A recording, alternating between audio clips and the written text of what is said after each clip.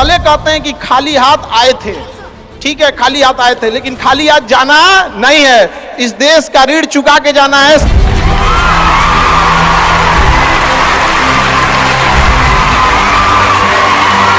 हमेशा याद रखिएगा, अकल बादाम खाने से नहीं ठोकर खाने से आती है।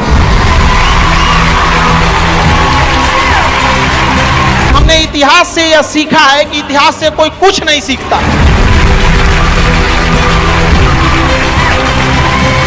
भले जेब खाली हो, जेब में गांधी हो या ना हो, दिल में एक आंधी होनी चाहिए।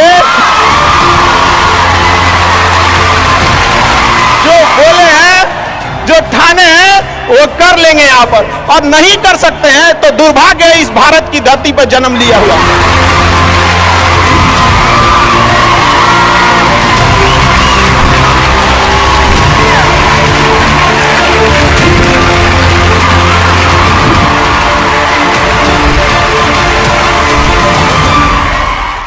भारत में एंटरप्रेन्योर इतने बड़े संख्या में आ रहे हैं और काफी खुशी हुई इस चीज को देखकर कि भारत चेंजिंग की ओर जा रहा है अब अपने ओर।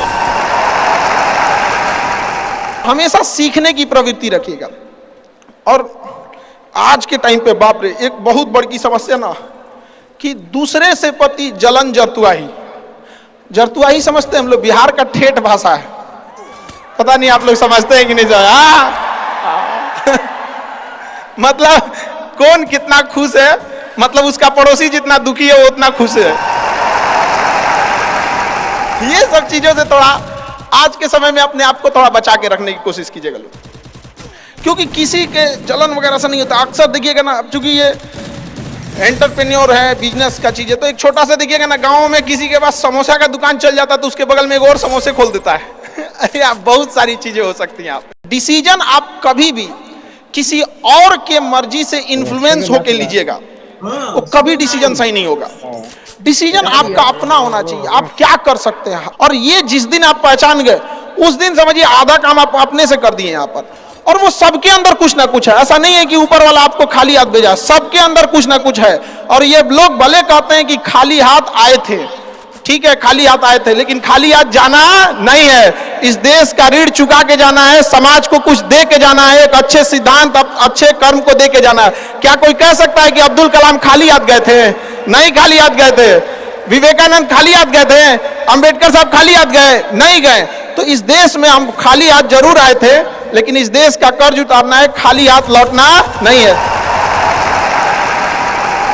कुछ ऐसे सिद्धांत अपने साथ है, कुछ अपने पीछे कुछ यादें छोड़ के जाना है, जिससे कि दुनिया याद कर सके हम लोग को। और हमेशा चीजों में ना अपनी ईमानदारी करिएगा। आप कितना ईमानदारी से काम करते हैं, कितना लगन से काम करते हैं, सफलता इसी चीज पे डिपेंड करती है। बाकी ऐसे चीजें कि भाई ये करना चाहिए, बस आप कितना समय दिए हैं किसी चीज को, कितनी ईमानदारी से किए हैं, ये मायने रखता है आपको। आप किसी चीज को समय नहीं दीजिएगा, कभी सफल नहीं हो सकते। और एंटरप्रेन्योर और बिजनेस, इस सब की चीज़ों में एक चीज़ बहुत बड़ी डिलेमा होती है ना, कि सोचते बड़ी ज़्यादा हैं लोग, प्लानिंग बहुत करते हैं। 6 महीना से उसका प्लानिंग ये चल रहा है। अरे भाई 6 महीना में कमवा शुरू किए रहते तो कुछ एक्सपीरियंस हो गया रहता, कुछ ठोकरें लगी होती। शुरू कर दो, चाहे जैसे करना है। यहाँ पर ऐसा थोड़ी हो सकता है कि एकदम फिनिश होकर काम करे। हर चीज, जमीन से कभी पेड़ नहीं निकल सकता, पौधा ही निकलेगा। आज सीखिए, क्योंकि अगर कल कोई शुरू करता है आपके बाद, तो आपके पास उससे एक दिन का एक्स्ट्रा एक्सपीरियंस रहेगा। और हमेशा याद रखिएगा, अकल बादाम खाने से नहीं ठोकर खाने से आती है।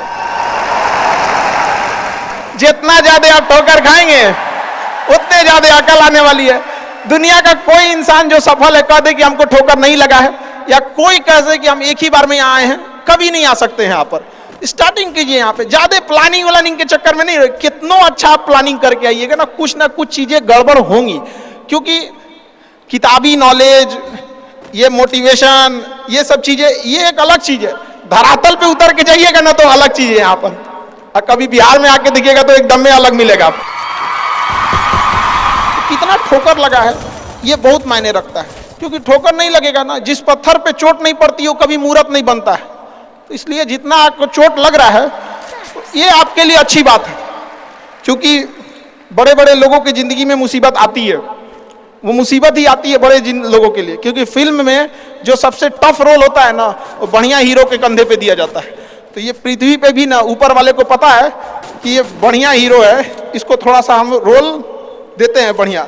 तो बड़ी जिम्मेदारी देने से पहले ऊपर वाला भी ना आपको टेस्ट करता है, टेस्ट करके ही देखेगा कि नहीं करेगा।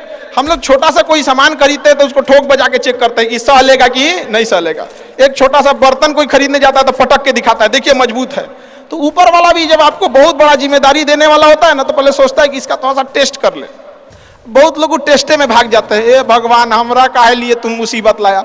यार जब ऊपर वाला तुमको खुशी दिया था तो थैंक यू कहना भूल गए थे, और जब मुसीबत दिया चेक करने के लिए तो परेशान हो गए। यहाँ पर चीजों से घबराना नहीं चाहिए किसी को।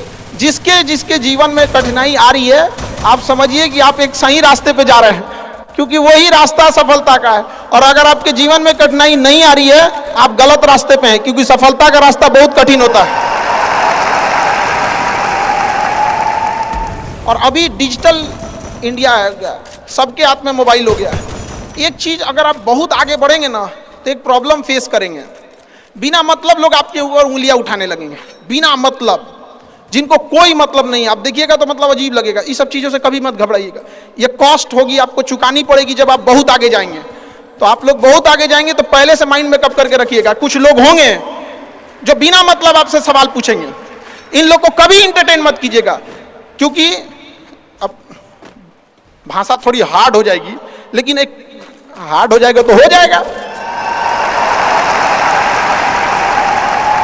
बस भाषा, भाव को समझिएगा, भाषा का नहीं। कि कुत्तों की रेस में दौड़ने से घाटा यह है कि जीतने के बाद भी कुत्ता ही कहलाएगा आदमी। एक बार एक रेस में ना कुछ कुत्तों को दौड़ाया गया, बीच में शेर बांधा गया कि कौन तेज दौड़ता है। शेर दौड़ा ही नहीं, कहा कि जीत के भी क्या फायदा, जीतने के बाद वो कुत्ता कहलाएगा।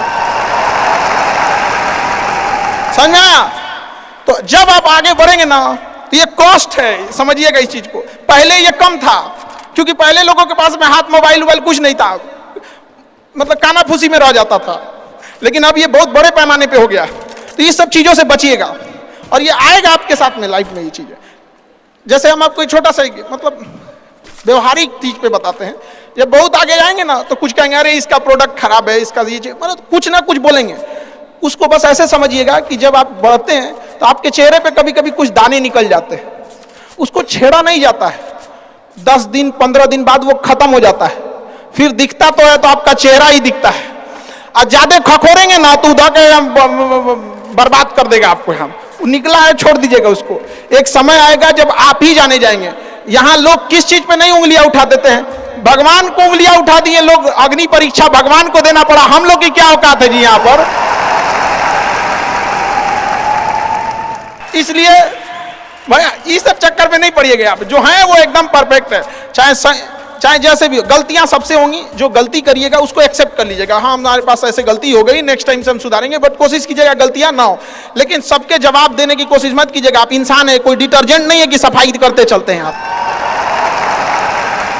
और काबिल इतना बनिए ना कि लोग आपको रोकने के लिए ना साजिश करना पड़े, कोशिश नहीं। उस लेवल पे जाइए आपको। यार ये कैसे आगे निकल गए यहाँ पर। आएंगी चीजों को हम लोग भी फेस किए हैं, आप लोग भी फेस करना होंगे। यहाँ पे शुरुआत में सबको कॉस्ट चुकानी पड़ती है। और ना लोग कहते हैं कि सबके अंदर कोई यूनिक क्वालिटी होती है, इसको पहचानने का एक तरीका होता है। जब आप मुसीबत में फंसेंगे ना, तो वही काम कीजिएगा जो आपको सबसे अच्छा आता है, सबसे अच्छा आता है। आप मुसीबत में फंसेंगे। हम लोग जब इंटर पास किए थे तो हम लोग के सामने भी फाइनल क्राइसिस आया था। सबसे पहले वेल्डिंग मारना चालू किया था आदमी, बिना किसी काम का किसी दुकान पे बैठ के वेल्डिंग मारते रहो। अरे सही भी मारते थे तो 4 को चीज सुना देता था। यार ऐसे नहीं, ऐसे होता है, क्या बात करते हैं, बढ़िया मारते थे और वही सुन लेता था आदमी यहाँ पे। फिर धीरे धीरे किसी को पढ़ाना धीरे धीरे चालू किया आदमी। कुछ दोस्तों ने कहा कि भाई तुम पढ़ाओ, ठीक पढ़ाता है, तो आदमी उधर चला गया। तो आपको भी पता है कि आप किस चीज में अच्छे हैं, तो धीरे धीरे अपने आप के अंदर वो पहचानिए, उसको सुधारने की कोशिश कीजिए। और इधर उधर ज्यादा ध्यान नहीं दीजिए। मुसीबत आए तो अपने आप को एक बार थपथपाइएगा कि हाँ